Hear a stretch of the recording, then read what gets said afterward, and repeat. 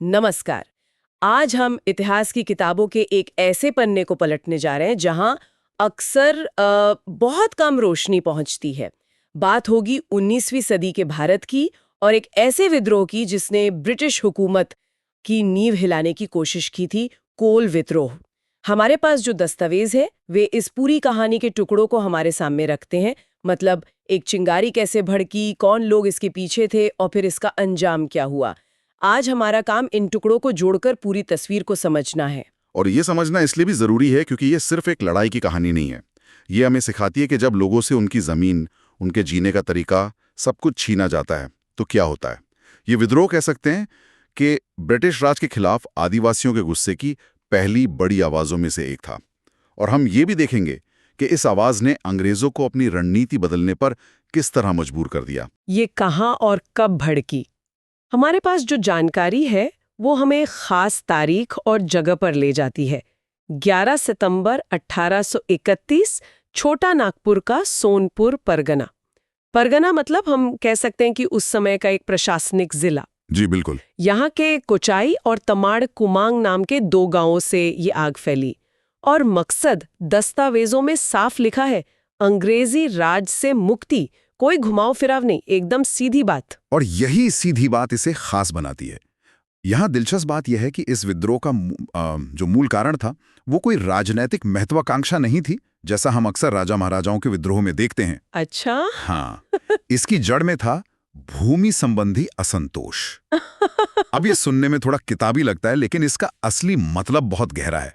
इसे थोड़ा आसान भाषा में समझाइए। उन्होंने दीकू यानी बाहरी लोगों को, जमींदारों को, साहूकारों को इस इलाके में लाना शुरू कर दिया। अब अचानक से जो आदिवासी पीढ़ियों से उस जमीन पर रहते आए थे, उन्हें बताया गया कि कागज पर यह जमीन किसी और के नाम है। मतलब उनकी अपनी ही जमीन पर उन्हें बाहरी बना दिया गया। बिल्कुल बाहरी बना दिया। या तो भारी लगान चुकाने वाले किसान बन गए या साहूकारों से लिए गए कर्ज के बोझ तले दबकर अपनी ही जमीन पर मजदूर। यह सिर्फ एक आर्थिक हमला नहीं था, आप समझिए, ये उनकी पूरी संस्कृति, उनकी पहचान पर हमला था। और हमें यह भी पता चलता है कि इस लड़ाई में मुख्य रूप से हो जनजाति शामिल थी। अच्छा। तो ये कोई हवाई विद्रोह नहीं था, ये एक खास समुदाय की अपने वजूद को बचाने की लड़ाई थी। जब आपकी आजीविका, आपकी पहचान, सब कुछ दांव पर लगा हो तो प्रतिरोध वो तो स्वाभाविक हो जाता है ना? सही बात है। और इतने बड़े संघर्ष को, इस फैले हुए गुस्से को एक शक्ल देने के लिए, उसे दिशा देने के लिए नेताओं की जरूरत तो पड़ती होगी। कौन थे वो लोग जो इस लड़ाई में सबसे आगे खड़े थे? हाँ, यहाँ कुछ बहुत महत्वपूर्ण नाम सामने आते हैं। रिकॉर्ड्स में सिंधराय, बिंदराय और सुरगा का जिक्र है, जिनका सीधा संबंध इस विद्रोह से था। लेकिन जो जानकारी हमारे पास है वो इशारा करती है कि आंदोलन का केंद्र एक व्यक्ति के इर्द गिर्द था, बंदगांव के रहने वाले सुरगा मुंडा। सुरगा मुंडा जी, एक व्यक्ति का मुख्य नेता के रूप में उभरना यह बताता है कि यह सिर्फ एक गुस्साई भीड़ नहीं थी, ये एक संगठित आंदोलन था जिसकी एक दिशा थी, एक नेतृत्व था। लेकिन कहानी में एक और बड़ा नाम आता है जो शायद इससे भी ज्यादा प्रभावशाली था, बुधू भगत। कहा गया है कि 1832 में, यानी विद्रोह शुरू होने के लगभग 1 साल बाद, उन्होंने इसकी कमान संभाली। इसका मतलब तो ये हुआ कि यह विद्रोह कोई छोटी मोटी झड़प नहीं थी जो कुछ हफ्तों में खत्म हो गई। ये 1 साल बाद भी इतनी मजबूती से चल रहा था कि उसे एक नए ताकतवर नेता की जरूरत पड़े। बिल्कुल। और बुधू भगत का किरदार इस कहानी को और भी बड़ा बना देता है। हमें पता चलता है कि वो सिल्ली के रहने वाले थे और एक बेहद मजबूत नेता थे। लेकिन सबसे चौंकाने वाली बात यह है कि उन्होंने सिर्फ कोल विद्रोह ही नहीं, बल्कि अंग्रेजों के खिलाफ उरांव विद्रोह का भी नेतृत्व किया था। 1 मिनट, मतलब एक ही नेता 2 अलग-अलग बड़े विद्रोहों का नेतृत्व कर रहा था। ये तो बहुत बड़ी बात है। लेकिन क्या ये जुड़ाव एक सोची समझी बड़ी रणनीति का हिस्सा था, या ये बस ऐसा था कि अलग-अलग जगहों पर असंतोष की आग जल रही थी और बुधू भगत जैसे करिश्माई नेता बस एक जगह से दूसरी जगह जा रहे थे? क्या इसमें कोई सेंट्रलाइज्ड प्लानिंग थी? ये सवाल इस पूरे मामले की जड़ तक जाता है। देखिए, उस समय के हिसाब से एक सेंट्रलाइज्ड, आज की तरह की प्लानिंग की उम्मीद करना शायद सही नहीं होगा। लेकिन बुधू भगत जैसे नेता एक गोंद की तरह काम कर रहे थे, जो अलग अलग समुदायों के गुस्से को एक साथ जोड़ कर थे। उनका एक विद्रोह से दूसरे विद्रोह में शामिल होना दिखाता है कि छोटा नागपुर के पूरे इलाके में अंग्रेजों की नीतियों के खिलाफ असंतोष कितना गहरा और फैला हुआ था। ये अलग अलग आग नहीं थी, ये एक ही जमीन के नीचे सुलग रही आग थी जो अलग अलग जगहों पर सतह पर फूट रही थी। और बुधु भगत उस आग को हवा दे रहे थे। हाँ, वो उस आग को हवा देने वाले एक बड़े कारक थे। तो एक तरफ इतने ताकतवर नेता और इतना व्यापक विद्रोह, तो दूसरी तरफ ब्रिटिश साम्राज्य। अंग्रेजों ने इस चुनौती से कैसे निपटा? जाहिर है उन्होंने अपनी पूरी सैन्य ताकत झोंक दी होगी। उन्होंने बिल्कुल वही किया। हमें एक अंग्रेज सेना नायक का नाम मिलता है, कैप्टन विल्किंसन। उन्हें इस विद्रोह को कुचलने की जिम्मेदारी दी गई। और जब हम कुचलने या दमन जैसे शब्द सुनते हैं तो हमें यह समझना होगा कि ये कोई आम लड़ाई नहीं थी। जरा कल्पना कीजिए, एक तरफ पारंपरिक हथियारों, तीर कमान, भालों, कुल्हाड़ियों से लैस आदिवासी थे जो अपने जंगल और जमीन के हर इंच को पहचानते थे, और दूसरी तरफ अंग्रेजों की संगठित सेना थी जिसके पास बंदूकें और तोपें थी। ये एक बहुत ही असमान लड़ाई थी जिसका नतीजा पहले से तय था। हाँ, एक तरह से। लेकिन इसी कहानी में एक और अजीब बात है। दस्तावेज बताते हैं कि हजारीबाग का जो इलाका था, वहां के लोगों ने इस विद्रोह में लगभग हिस्सा ही नहीं लिया। ये थोड़ा अटपटा नहीं लगता? जब चारों तरफ आग लगी हो तो एक पूरा इलाका खामोश कैसे रह सकता है? ये एक बहुत ही दिलचस्प और महत्वपूर्ण जानकारी है। ये हमें विद्रोह के फैलाव और उसकी सीमाओं को समझने में मदद करती है। यह दिखाता है कि विद्रोह जितना शक्तिशाली था उतना ही एक खास भौगोलिक क्षेत्र में केंद्रित भी था। अब सवाल उठता है कि हजारीबाग अलग क्यों रहा?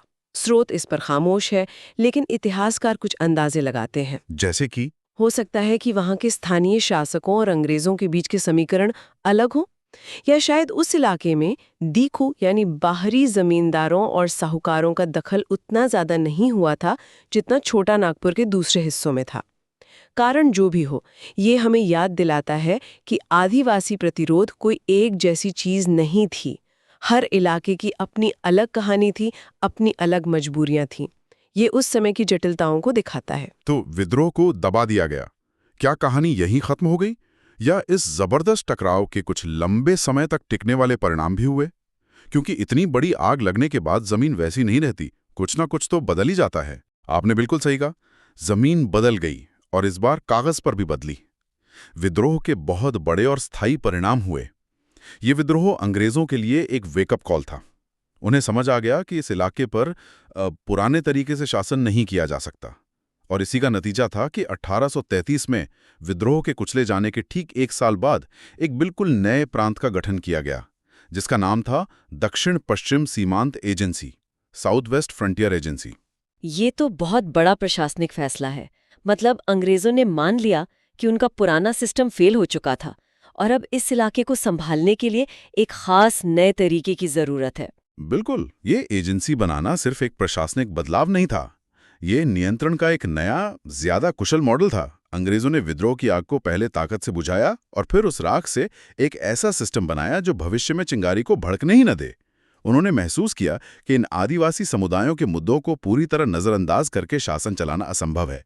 तो भले ही विद्रोह को सैन्य तरीके से हरा दिया गया हो, लेकिन उसने अंग्रेजों को अपनी पूरी प्रशासनिक व्यवस्था बदलने पर मजबूर कर दिया। और अब आता है इस कहानी का सबसे हैरान करने वाला हिस्सा।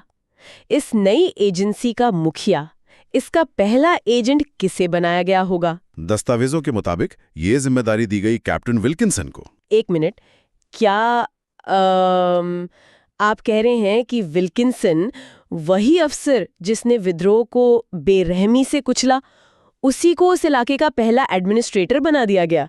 ये तो कुछ ऐसा हुआ जैसे आग बुझाने वाले को ही माचिस की फैक्ट्री का मैनेजर बना दिया हो। अंग्रेज सोच क्या रहे थे? आपका नजरिया बिल्कुल सही है। ये एक जबरदस्त विरोधाभास लगता है, लेकिन अगर हम ब्रिटिश नजरिए से देखें तो ये एक बहुत ही चालाक और कह सकते हैं व्यावहारिक कदम था। उन्होंने विल्किंसन को इसलिए चुना क्योंकि उस समय उस इलाके को, वहां के लोगों को और विद्रोह की जड़ों को उससे बेहतर कोई नहीं समझता था। उसने सैन्य बल का इस्तेमाल करके वहां शांति स्थापित की थी, और अब अंग्रेजों को उसी व्यक्ति पर सबसे ज्यादा भरोसा था कि वो एक ऐसा सिस्टम बना सकता है जिससे भविष्य में ऐसी कोई बगावत न हो। तो ये कोई पुरस्कार नहीं था, बल्कि नियंत्रण को और मजबूत करने का एक तरीका था। बिल्कुल। दस्तावेज एक कदम और आगे जाकर बताते हैं कि कैप्टन विल्किंसन सिर्फ उस एजेंसी के पहले एजेंट ही नहीं बने, बल्कि वे झारखंड क्षेत्र के पहले नागरिक प्रशासक यानी सिविल एडमिनिस्ट्रेटर भी बने।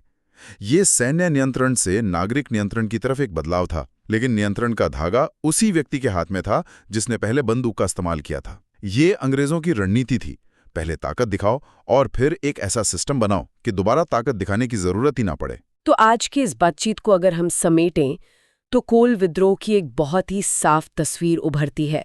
1831